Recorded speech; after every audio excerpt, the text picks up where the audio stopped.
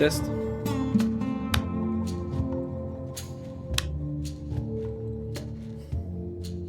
Bienvenue à tous sur la chaîne YouTube L'Ordre des Hommes, je suis Henry Redbeard, j'anime déjà un blog et un podcast audio disponible d'ailleurs sur Spotify et Apple Podcast, mais ça n'a pas suffi, il y a beaucoup de choses que je souhaiterais montrer et partager qui sont difficilement transmissibles par l'audio ou simplement dans un blog.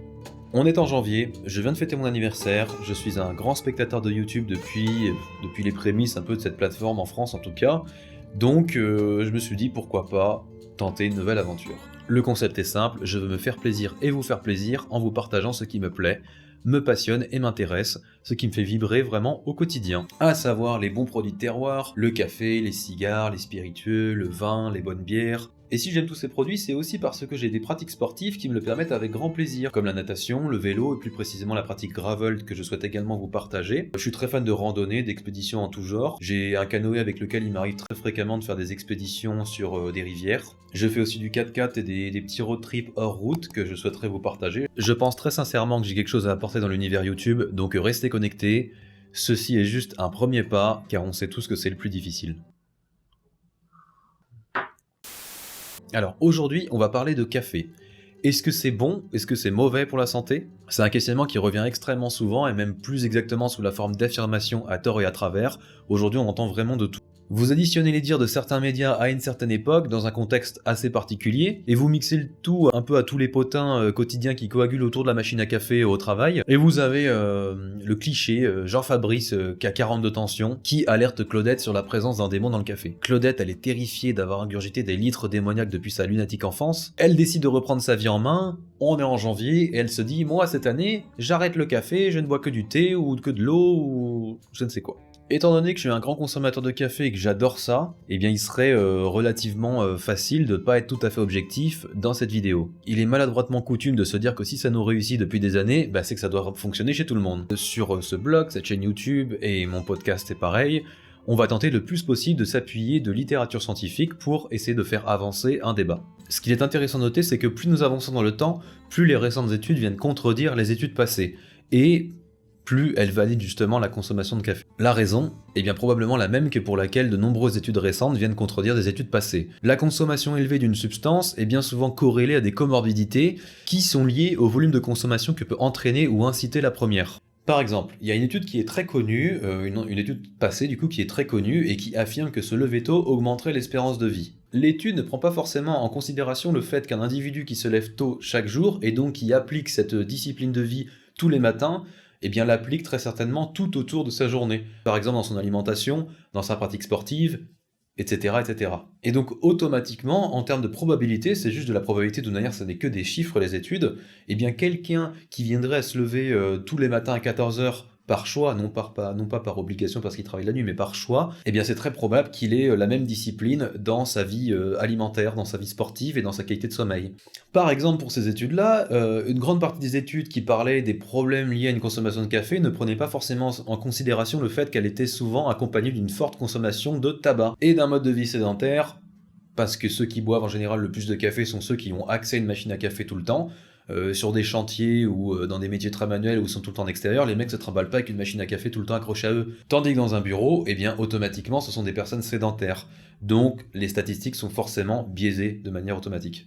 Les récentes études, c'est ça qui vous intéresse maintenant. Qu'est-ce que disent les récentes études qui ne prennent pas justement en compte toutes ces corrélations? Eh bien ces récentes études, elles nous démontrent des facteurs fort intéressants sur la diminution du taux de mortalité lié à certaines maladies. Le café semble être efficace afin de lutter contre la maladie de Parkinson. Le café offre des réels intérêts aux bénéfices des diabétiques de type 2. Le café peut être très pertinent en protection contre certains cancers du foie.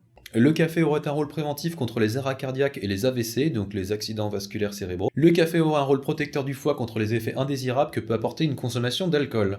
Alors c'est pas parce que tu es complètement bleu dans une soirée et que tu bois des cafés derrière que ça va tout protéger, c'est pas comme ça que ça fonctionne. Il y a de récentes études épidémiologiques qui ont suggéré que la consommation de café aurait un rôle très intéressant contre de nombreux cancers, grâce à ses constituantes anticancéreuses ou composés polyphénoliques qui inhibent en fait la cancérogénèse par des mécanismes antioxydants, anti-hormonaux, anti-inflammatoires, etc. Et donc dans les cancers qui sont prévenus par la consommation de café, il y a le cancer du foie, du colorectum, du sein et de l'endomètre. Le caféstol et le kaweol. Alors ça, il y a beaucoup de gens qui en parlent de plus en plus. En fait, c'est deux diterpènes qui sont spécifiques au café. On l'abordera dans un point suivant, mon jeune ami. Et en fait, ces deux diterpènes, ils peuvent réduire la génotoxicité de multiples carcinogènes.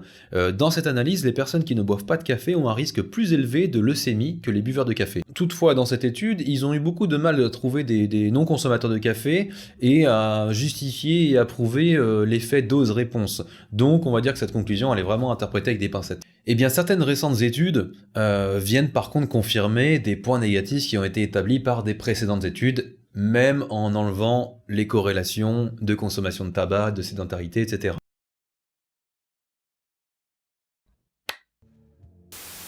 Le café peut temporairement provoquer de la tachycardie et ou augmenter la tension sanguine, donc il peut être risqué pour des pathologies associées. Le café peut avoir un effet anxiogène pour les personnes qui y sont particulièrement sensibles. Un taux élevé de caféine pendant une grossesse peut entraîner une insuffisance pondérale et donc de nombreuses problématiques pour le nourrisson. Un excès de caféine peut même provoquer une fausse couche.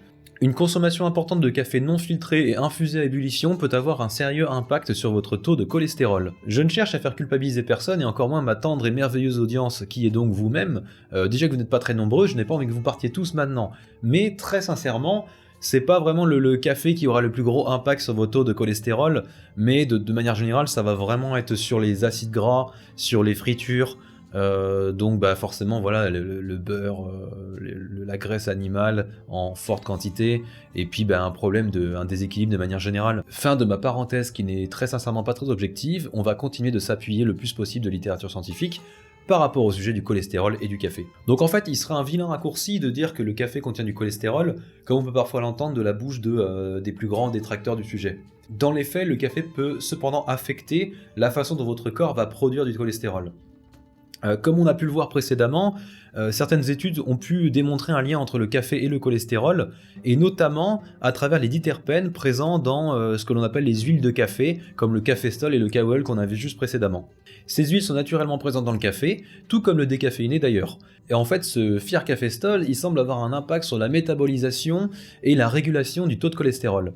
Il y a l'Académie d'Oxford qui a fait une sérieuse étude et analyse sur le sujet, et en fait ces huiles de café ils pourraient avoir un impact sur la diminution des acides bilaires et des stérols neutres. En gros, cette diminution de sécrétion pourrait entraîner une réponse compensatrice par le corps du taux de cholestérol. D'après l'étude, le caféstol serait le composé chimique présent dans notre alimentation de manière naturelle le plus puissant pour impacter notre taux de cholestérol. Après, il faut prendre les choses avec des pincettes et relater le tout à la quantité de café ingéré.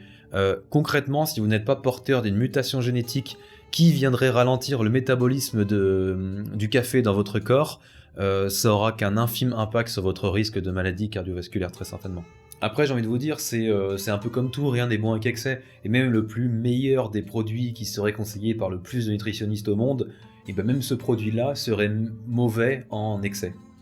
Les cafetières à piston, donc ce qu'on appelle aussi les French press, ça peut être dangereux. Lors de ma précédente énumération des risques liés à une consommation excessive de café, vous noterez que j'ai mis l'accent sur les termes non filtrés et infusés à ébullition. Eh bien je soulevais ces deux points particuliers car une récente étude est venue préciser que la durée d'infusion entre votre café et votre eau déterminera totalement le taux de caféstol et de kaweol qui sera finalement présent dans votre tasse. Cette dernière précise également le rôle barrière plutôt conséquent du filtre papier dans la présence de ces deux diterpènes, et ce peu importe le niveau de torréfaction. Si votre taux de cholestérol sanguin est particulièrement sensible de manière générale, eh bien il vous suffit simplement de lister les méthodes d'infusion lentes et sans filtre, les plus connues, voilà, et vous obtiendrez naturellement le type de café pouvant avoir le plus fort impact sur votre sécrétion de cholestérol. Vous avez le café à la turque, le café scandinave, le café donc French press le piston, etc. Quant aux autres méthodes d'extraction de café, et si vous flippez un peu, une cafetière goutte à goutte basique en présente une quantité relativement faible, due à l'usage d'un filtre et une durée d'infusion qui est assez modérée finalement. Les méthodes d'infusion slow coffee utilisant un filtre ont également un faible impact sur votre taux de cholestérol. Vous voyez par exemple le Chemex ou les V60. Les expressos, donc ça c'est ce qui vous concerne certainement le plus parce que c'est ce que vous devez le plus boire si vous travaillez dans des bureaux. Et en fait le taux de caféstol et de kaweol présent finalement dans la tasse est intermédiaire parce qu'en fait la durée d'infusion est très courte, par contre il n'y a pas de filtre. De manière concrète et chiffrée, l'utilisation quotidienne d'une cafetière à piston à hauteur de 5 tasses par jour peut augmenter le taux de cholestérol de 6 à 8%. Et une dernière question qu'on serait en droit de se poser, c'est pourquoi est-ce que le café est autant apprécié ? Qu'est-ce qu'on cherche dans le café si ce n'est pas du moins, pas exclusivement, la caféine ou ses bienfaits pour notre santé? Les mêmes questions pourraient aussi être posées pour de beaux cigares cubains, puisque même s'ils ont des effets psychoactifs démontrables, le cigare n'a que rarement été l'objet d'usage toxicomanique, ce qui contraste énormément avec son piètre dérivé, la cigarette. Ne serait-ce pas également la jouissance d'associer un plaisir avec une absence calorique? On ne connaît pas encore tous les secrets du composant du café, mais il a cependant été mis en évidence que certaines substances connues dans le café savent se lier à nos récepteurs aux endorphines. Les mêmes que ceux pouvant être stimulés par une activité physique intense, une réponse à une douleur ou un rapport sexuel. Le café pourrait avoir un effet analgésique procurant une sensation de bien-être. Si l'on cherche ce qui pourrait y avoir de commun entre ces substances, aliments et arômes torréfiés, faisant bien souvent appel à un savoir-faire manuel et ancestral, les cafés, le cigare, le chocolat noir, le malt, certaines bières et j'en passe, je dirais qu'il s'agirait probablement de la maîtrise de la chaleur, de l'infusion et de la maîtrise du feu. Personne que je connais ne boit du café vert, ne boit la plante. Ce qu'on recherche, ça se développe à la torréfaction. Les arômes du feu sont déjà présents avant même d'allumer un cigare. La réaction de Maillard entre les produits animés, le feu et les sucres génère une extraordinaire palette d'arômes. L'homme a toujours aimé les barbecues, on aime le goût de grillé, les termes roasted, smoked, c'est des termes complètement marketing, parce que ça nous rappelle peut-être qu'un jour, on a domestiqué le feu. Et peut-être que c'est simplement dans cette communion que s'unissent ces plaisirs du quotidien. Pour résumer très brièvement, le café est très pertinent grâce à son rôle de protecteur du foie, il a de nombreux bienfaits dans la diminution du taux de mortalité de nombreuses maladies et cancers. Ces polyphénols sont très antioxydants, anti-hormonaux et anti-inflammatoires et viennent donc inhiber le développement de certaines cellules cancéreuses. Mais à côté de ça, sur des dosages importants, il peut provoquer de la tachycardie et un effet anxiogène si vous y êtes particulièrement sensible. Il est clairement et totalement à proscrire durant une grossesse. Il peut avoir un impact sur votre taux de cholestérol si vous n'utilisez pas de filtre et que votre durée d'infusion est assez longue. Voilà les amis, j'espère vous avoir bien éclairé sur le sujet. C'était mon dépucelage YouTube, ça n'a pas du tout été facile de parler à une caméra et c'est beaucoup plus compliqué que de parler simplement à un micro dans un podcast audio. Donc j'espère que ça vous aura plu et je vous remercie d'avance d'être indulgent en commentaire. Si vous aimez cette première vidéo, eh bien, aimez la vidéo. Vous pouvez me retrouver sur Instagram, vous tapez Henry Redbeard, vous trouverez tous les liens dans les notes de la vidéo. N'hésitez pas à m'envoyer des messages si besoin, c'est toujours un grand plaisir d'échanger avec vous. Vous pouvez retrouver l'intégralité de cette vidéo au format audio et écrit sur le blog ordredeshommes.fr. Et si vous souhaitez soutenir mon travail, eh bien la meilleure façon de le faire, c'est déjà de vous abonner.